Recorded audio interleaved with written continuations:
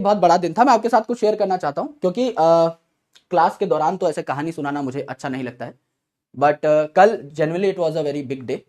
सो कल मुझे कुछ मिला जो कि बहुत बड़ी चीज़ होती है, एंड उस चीज़ को हम लोग कहते हैं साइटेशन। तो ये आपको बहुत बाद में पता लगेगा जब आप थोड़ा पढ़ लिख जाओगे 7 8 10 साल और।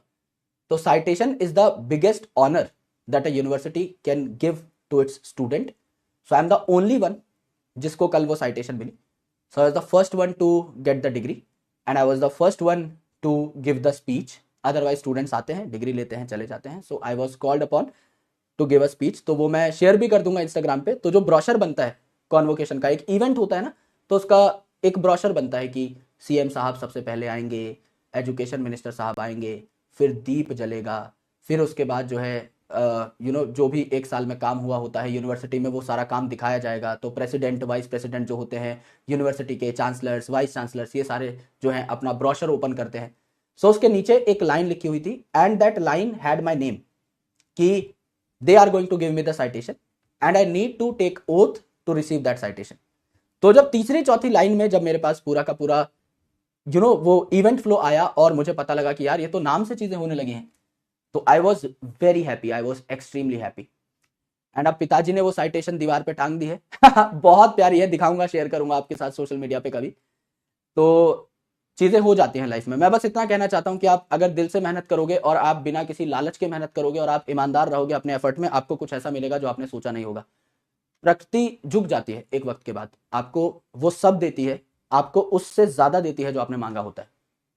आई was not expecting this honour to be very honest, है ना। मुझे लग रहा है कि, है ना, कई जगह जाके मुझे कई बार ऐसा लगता है कि मैं शायद इस सम्मान का हकदार नहीं हूं। बहुत बार ऐसा लगता है मुझे कि बहुत कम एज में भी कुछ चीजें हो जा रही हैं, है ना। और शायद वो मॉडेस्टी है, वो काम के प्रति समर्पण है कि मुझे लगता है अभी और बहुत कुछ करना रहता है। जो लोगों को लगता है कि बहुत कुछ कर दिया है, मुझे लगता है कि there is a lot to achieve.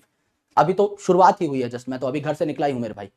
2022 में I stepped out of my house for the very first time. It's been 3 years only, जिसमें तोड़ फोड़ मचाई है बहुत, और आगे तो और काम करना है, एकदम जी जान लगा के शरीर में आखिरी खून का कतरा बचने तक काम करना है, और बहुत वेलफेयर के लिए बहुत बहुत अच्छे तरीके से काम करना है। सो बस मैं यही आपको एक अपने एंड से मोटिवेशन देना चाहता हूं, क्योंकि आप जिन लोगों के आसपास रहते हो ना, आप जिन लोगों को देखते हो, आप उनसे सीखते हो, और जब वो आगे बढ़ते हैं तो you get more inspired. I can't inspire you bye story of Elon Musk, वो हमारे बीच का नहीं है, उसका परिवेश अलग है।